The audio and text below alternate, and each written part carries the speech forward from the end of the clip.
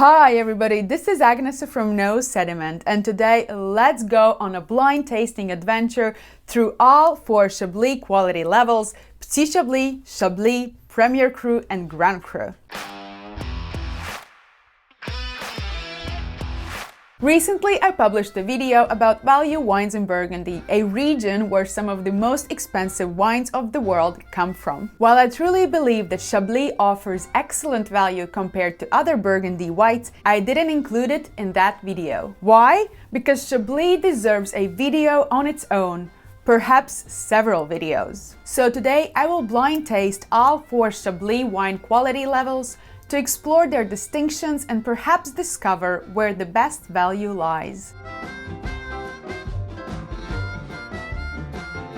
Chablis is part of Burgundy, although it is slightly detached from the rest of the Burgundy wine region. In many cases, except for the grape variety of course, it actually plays by different rules. As I hinted, Chardonnay is the king and ruler here, while in the rest of Côte d'Or you will find Chardonnay planted mainly on south or southeast facing slopes. In Chablis, vineyards can be found facing almost all directions. The slopes of Chablis and its soils, which by the way share more similarities with Sancerre than with the rest of the Burgundy, are very important when discussing the quality hierarchy. There are four appellations in Chablis: Petit Chablis, Chablis, Premier Cru and Grand Cru. The best vineyards are those situated on the famous Kimmeridgian clay soils, composed of ancient fossilized sea creatures. Chablis and Premier Cru Chablis vineyards are found on both banks of Saran River, while the 7 Grand Cru sites are exclusively located on the right side of the river,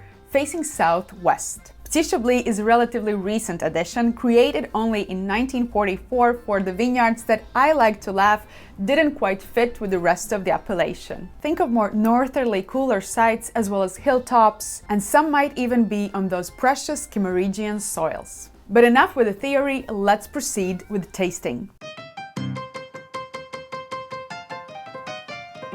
As always, these wines were poured by my cameraman and I don't know which wine is which. I have here wines representing all four quality levels: Petit Chablis, Chablis, Premier Cru and Grand Cru, from a different but all from well-established producers. Shall we start? Wine number one.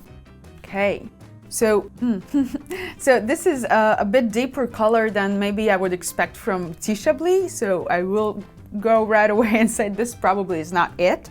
And it also shows really ripe fruit profile. I would expect maybe a bit more crunchier fruit and zestier fruit style on the nose if it would be Petit Chablis, so I will say Chablis, Premier or Grand Cru. Let's taste.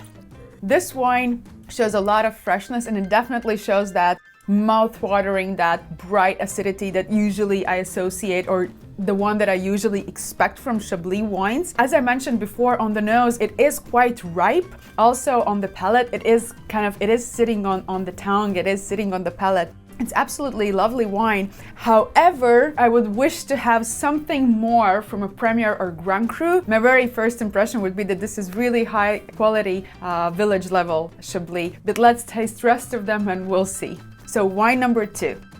Similarly as with wine number one, this also shows some color and it's not really pale. I would like to think that this wine comes from riper grapes, from vineyards that are better exposed. And this wine is really interesting because I think it has a lot to offer. It has like that ripe citrus preserved lemon note. It also has some yellow apple and some floral characters, some white blossom, spring blossom notes. But it seems really nervy. It seems that it represents a reductive winemaking style. Yeah, there is a bit that creaminess that comes from the malolactic fermentation. Let's taste.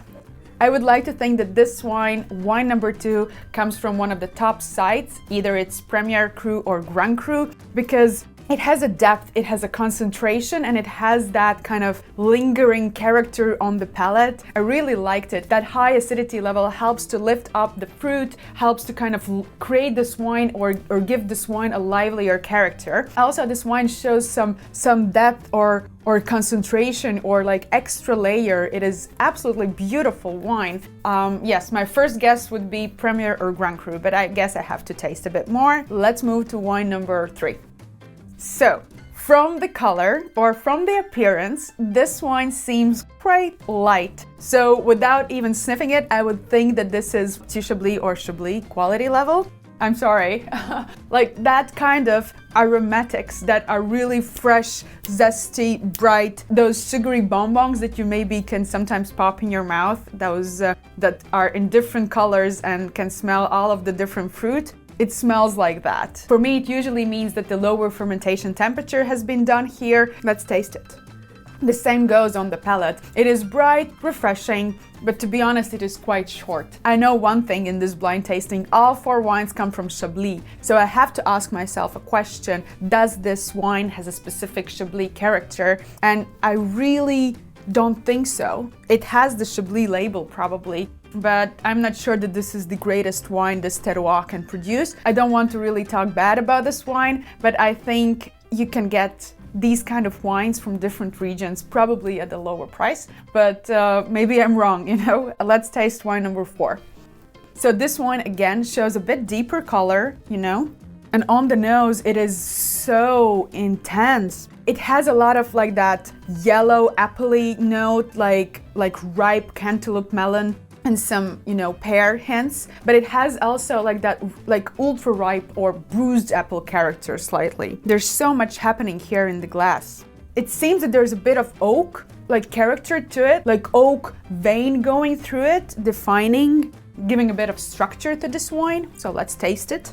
For me, it would be really difficult to say that this wine comes from Chablis in a complete blind tasting because it's so ripe. It feels like a wine that comes from Burgundy for sure. There's this really ripe yellow fruit character and there's this oak character, I think, because these aromas, these like toasty notes can come also from different winemaking practices, and oak is not as popular in Chablis actually, so I have to be really cautious when I say that. But there's a lot of happening in this wine, so it not necessarily screams like the brightness and freshness and acidity and salinity of Chablis, but it definitely gives that kind of mark of a high quality, cool climate a Chardonnay wine with a distinctive acidity. You know what? I'm talking right now and I keep swallowing my saliva, so the acidity is really bright and I should have picked that up in the tasting. So no, I would actually say that this wine shows that distinctive Chablis character because of that bright,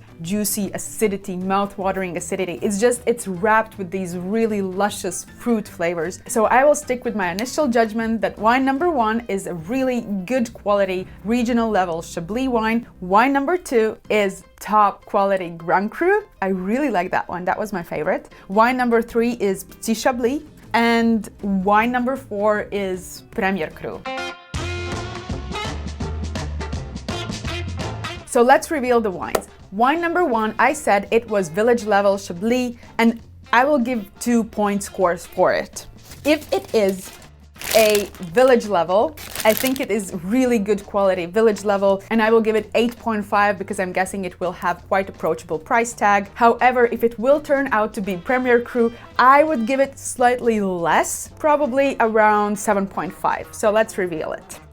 All right, so it indeed is a Domaine de Vue Chateau Chablis Vieux Vigne 2020 vintage from a really nice producer. I think this one is one of the oldest producers in Chablis and is quite, and his winemaking techniques and viticulture techniques are based into organic and natural as possible. Yeah, Vieux Vigne in this case means it comes from an old wines. It definitely is worth the price, for sure. Here is the value. For wine number 2, I said it was Grand Cru. I really like that wine. It was layered, it was complex, it was dense, it was really intense as well. So yeah, let's check it out. And I would give this wine a solid 9.5 for sure. I mean, this was a beautiful, beautiful wine. It is indeed Louis Michel, and he is actually famous for not using oak, even for his top cru, for his Grand Cru wines, because oak has always been like a big question in Chablis wine region. And while you will rarely see it in like village level or Petit Chablis wines naturally, Premier Cru and Grand Cru wines sometimes see oak, but not this producer. It's all stainless steel. Let's move to wine number 3. I will be really disappointed if that is Premier Cru. I would not pay that price for the wine. So I said that this wine is Petit Chablis. I think there could be great Petit Chablis wines. The question is, can you get the same quality from different regions for a better price? Because Chablis, while it is a value wine within a Burgundy, not necessarily is a value wine if you compare it with other winemaking regions. So I will give it, sorry guys, 6.5. It is Petit Chablis, and actually from a really large producer, which is Simone Fevre. You kind of expect decent, high quality, clean wines, and I think this is what it delivered. However, I think that maybe other producers would make of Petit Chablis appellation something more exciting. And that leaves the last one being Premier Cru. Let's open it. And this is actually coming from a producer, a great producer, up-and-coming producer. I don't know how to shift the label, maybe like this. Pot Loup from Thomas Picot, maybe 2018 vintage. And it is Vaillon Premier Cru, which is maybe a bit minerals. It shows some salinity to it, and it can be sometimes quite floral. But what this producer does, he likes to harvest his grapes really late. This is where the maturity and roundness and the fruitiness comes from. So yeah, absolutely beautiful, gorgeous wine. And at first I thought it does not represent the region, but actually it presents it really beautifully. Oops, I forgot to score the last wine. I will give it 8.2 for sure. It was a really beautiful wine. So here you go, 4 wines tasted, and the question is still open, where the real value lies in Chablis winemaking region. And I will say this, we have to be careful with the Petit Chablis appellation. I think that the difference between Petit Chablis and the Chablis appellation, the village, is not necessarily always that high. You know, if the difference is like few euros or few dollars, then maybe it makes sense, as in this case, to trade up and go and look for Chablis quality wine. However, if you do find a quality-oriented producer, someone who owns vineyards on really good sites and maybe really takes care of his wines, I think Petit Chablis can be quite a bargain. However, in this specific tasting, I would say the true quality lies within the Grand Cru wines, because believe it or not, in this case, Grand Cru is almost on the same level, price-wise, with the Premier Cru wine, of course, because the Thomas Picot is such a small producer, I mean, you know, and he has to have a higher prices.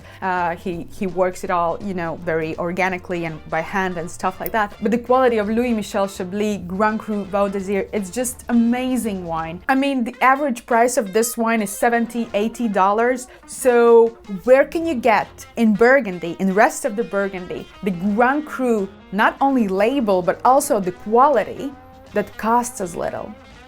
No. There's none. I mean, all of those wines are into 3-digit numbers. So this is amazing, and this wine can age, and it shows the quality. It's not just the label. I mean, you know, it shows, it really delivers. It over-delivers. So here you go. And if you want to know about Chablis winemaking region in general, I made an introductory video directly from Chablis winemaking area.